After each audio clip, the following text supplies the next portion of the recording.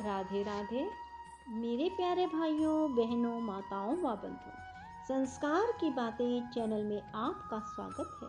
बंधुओं, आज एकादशी के दिन मैं आपको श्रवण करवा रही हूँ एकादशी माता की कथा।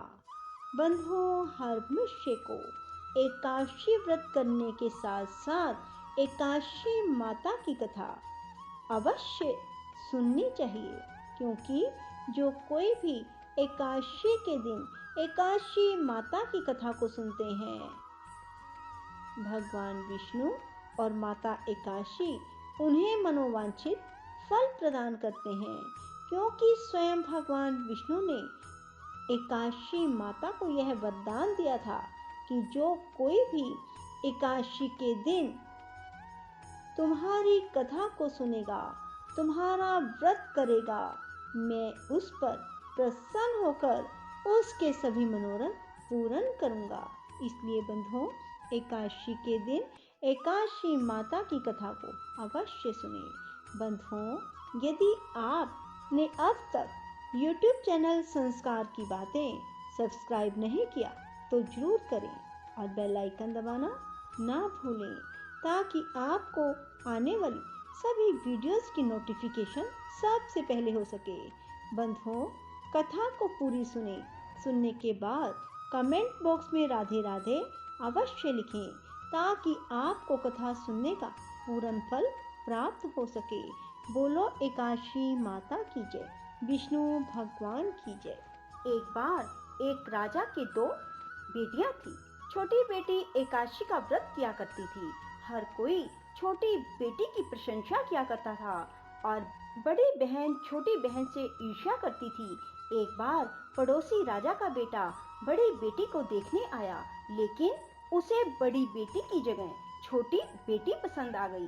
राजा की छोटी बेटी अब बड़ी बहन छोटी बहन से और भी चिढ़ने लगती है। वह छोटी बहन को मारने के नए नए तरीके अपनाती रहती है।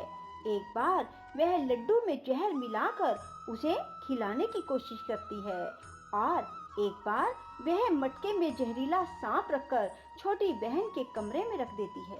एक बार छोटी बहन को पनघट पर पानी भरने के लिए ले जाती है और धोखे से कुएं में धक्का दे देती है, पर हर बार ग्यारस माता उसे बचा लेती है, क्योंकि वह ग्यारस माता के व्रत किया करती थी। बड़ी बहन बहुत परेशान हो गई कि यह तो किसी भी तरह नहीं मरती। तब एक दिन बड़ी बहन छोटी बहन से बोली, मेरी प्यारी बहन, भगवान ने हम सब की मृत्यु किसी न किसी तरह लिखी है। क्या तुम्हें पता है कि तुम्हारी मृत्यु कैसे होगी? बड़ी बहन बहुत सीधी थी, छोटी बहन बहुत सीधी थी। वह बोली, मेरी मृत्यु मेरे पालतू तोते व तोते के गले में जो हार है उसमें अटकी हुई है। यदि कोई मेरे तोते को मारकर उस हार को लेकर पहन ले तो मैं मूर्छित हो जाऊंगी, और फिर उस हार को उतार कर कहीं रख दे तो मैं जीवित हो जाऊंगी। उस रात छोटी बहन अपने पिता के पास गई और बोली, पिताजी, मुझे शक है, यदि मैं मर जाऊं तो आप मुझे जलाना नहीं, आप मुझे हमारे पुराने महल के कुएं के पास झोपड़ी बनाकर खाट पर सुला देना। राजा बोले, बेटी, तुम ऐसा क्यों बोल रही हो? 2-3 दिन बाद तो तुम्हारी शादी है। तब छोटी बेटी बोली, पिताजी, समय का कोई भरोसा नहीं। इस तरह शादी वाला दिन भी आ गया। शादी वाले दिन बड़ी बहन छोटी बहन के पालतू तोते को ढूंढती है, पर वह उसे कहीं नहीं मिलता। तभी दरवाजे पर बारात आ जाती है। वरमाला का कार्य संपन्न हो जाता है।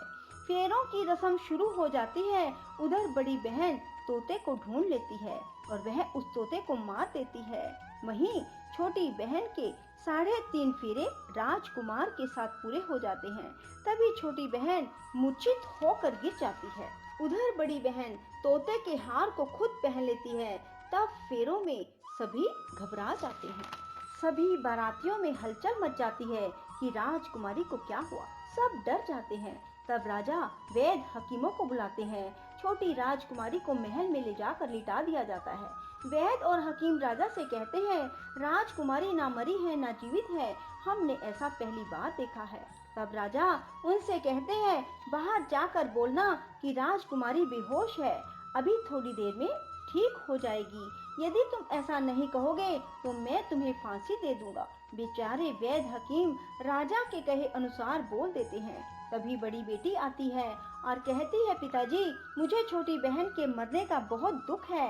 उससे ज्यादा दुख मुझे आपकी इज्जत का है, जो कि खराब हो जाएगी। आप ऐसा करो कि मेरी शादी राजकुमार के साथ कर दो, तब सब ठीक हो जाएगा, आपकी इज्जत भी रह जाएगी। तब राजा को यही ठीक लगा और राजा ने छोटी बेटी के कपड़े पहनाकर बड़ी राजकुमारी को फेरों में बिठा दिया। पर राजकुमार ने मना कर दिया, कहा कि यह मेरी पत्नी नहीं है। मेरी पत्नी जब बोलती है तो उसके मुंह से फूल झड़ते हैं। लेकिन सब ने समझा बुझा कर उससे 3.5 फेरे लगवा दिए। बड़ी राजकुमारी ससुराल आई तो राजकुमार ना तो उससे बात करते थे, ना उसके हाथ से पानी पीते थे, ना ही उसके हाथ का बनाया हुआ खाना खाते थे। राजकुमार ने मन ही मन सोचा, मैं पता लगा कर रहूंगा कि मेरी पत्नी के साथ क्या हुआ। एक दिन राजकुमार दुखी मन से घोड़े पर बैठकर जा रहे थे कि घोड़ा वहीं जाकर रुका जहां राजकुमारी की अधमरी लाश को रखा गया था। राजकुमार ने मन ही मन सोचा कि घोड़ा यहाँ किस कारण से रुका है, कोई तो वजह है जो यहाँ घोड़ा रुक रहा है। तब राजकुमार घोड़े से उतरकर पुराने महल में गए। वहाँ एक चौकीदार था। राजा ने पूछा, यह महल किसका है? तब चौकीदार ने बताया कि यह महल किसका है। तब राजकुमार समझ गए कि यह पुराना महल तो उसके ससुर का ही है। वहाँ खाट पर कौन सो रहा है?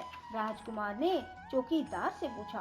तब चौकीदार कहने लगा कि यह राजा की छोटी बेटी है जो शादी वाले दिन अधमरी हो गई थी। तब राजकुमार ने कहा कि यह तो मेरी पत्नी है, इसके साथ मैंने 3.5 फेरे लिए थे। तब राजकुमार ने चौकीदार से कहा, तुम किसी को ना बताना कि मैं यहाँ आया हूँ, मैं तुम्हें मुंह मांगी रकम दूंगा।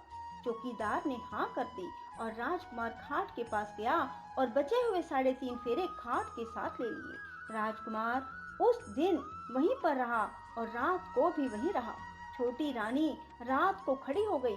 उसने अपने पास अपने पति को देखा तो वह बहुत रोई।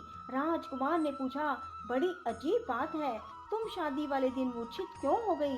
तुम्हारे पिता ने मेरी शादी तुम्हारी बड़ी बहन से क्यों करवा दी, जबकि मैंने तुम्हारी बड़ी बहन को स्वीकार भी नहीं किया। तब तुम मुझे पूरी बात बताओ। तुम दिन भर तो मूर्छित थी, अब रात को जीवित कैसे हो गई? इसका भी राज बताओ। तब राजकुमारी ने अपने पति को तोते और हार वाली सारी बात बताई।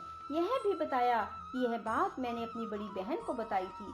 एक बार मेरी बड़ी बहन ने मुझसे मेरी मृत्यु का उपाय पूछा, तब मैंने उसे पूरी बात बताई। मेरी बड़ी बहन मुझसे बहुत ईर्ष्या करती थी। उसने कई बार मुझे मारने की कोशिश की, पर ग्यारस माता ने मुझे हर बार बचा लिया। यह सब मेरी बड़ी बहन ने किया है। तोते के गले में जो हार था वह मेरी बड़ी बहन दिन में पहन लेती है और रात को उतार देती है। इसीलिए मैं दिन में मूर्छित रहती हूँ और रात को जीवित हो जाती हूँ। यदि वो हार मुझे वापस मिल जाए तो मैं हमेशा के लिए जीवित हो जाऊंगी। कोई बहन भी ऐसा कर सकती है? अब राजकुमार छोटी राजकुमारी के साथ वहीं दिन बिताने लगे। बड़ी रानी ने दासियों को भेजकर पता लगाना चाहा कि आजकल राजकुमार दिन रात कहाँ रहते हैं, पर उसे कोई खबर ना लगी। उधर छोटी रानी गर्भ से हो गई। एक दिन छोटी रानी ने राजकुमार से कहा, मुझे चाहे बेटा हो या बेटी, रात में ही हो, दिन में तो मैं मूर्छित रहती हूँ। पर एक दिन राजकुमार को किसी काम से बाहर जाना पड़ा और तभी राजकुमारी प्रसव से हो गई। तब उसने ग्यारस माता को याद किया।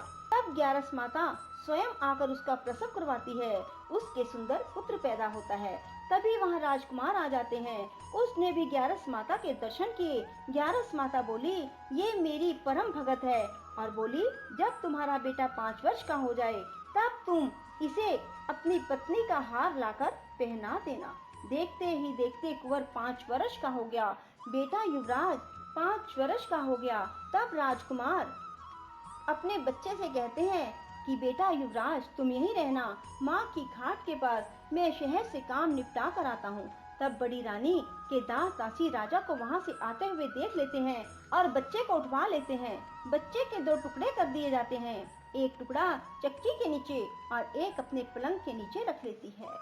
तब वह ग्यारस माता को याद करती है और ग्यारस माता भीख मांगने के लिए बड़ी रानी के महल में आती है।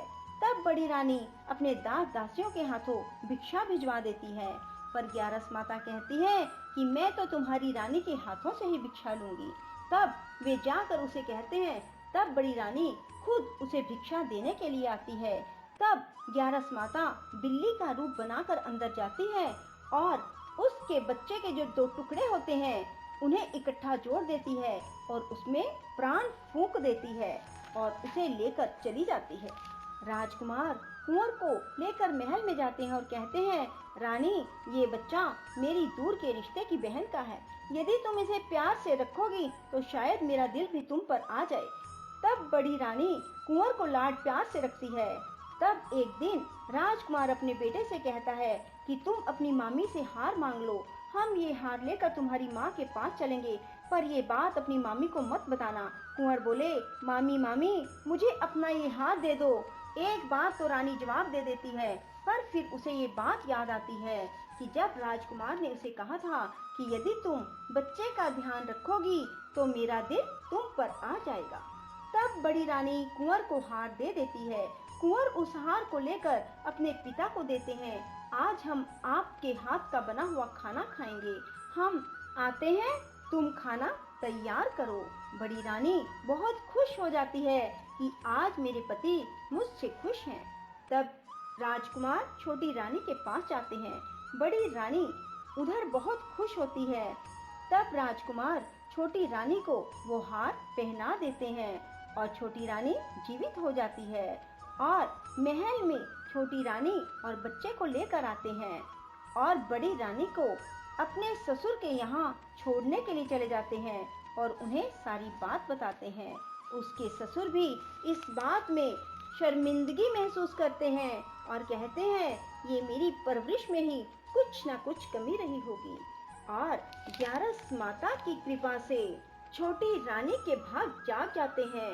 हे ग्यारस माता, जैसे आप छोटी बेटी पर प्रसन्न हुई वैसे सब पर होना। कहते सुनते हुंकारा भरते सब पर अपनी कृपा बरसाए रखना। बोलो ग्यारस माता की जय। राधे राधे, जय श्री कृष्णा। बंधुओं, यदि आपको हमारी वीडियो पसंद आए तो इसे लाइक करें और शेयर भी जरूर करें। साथ ही हमारे चैनल को सब्सक्राइब करना ना भूलें।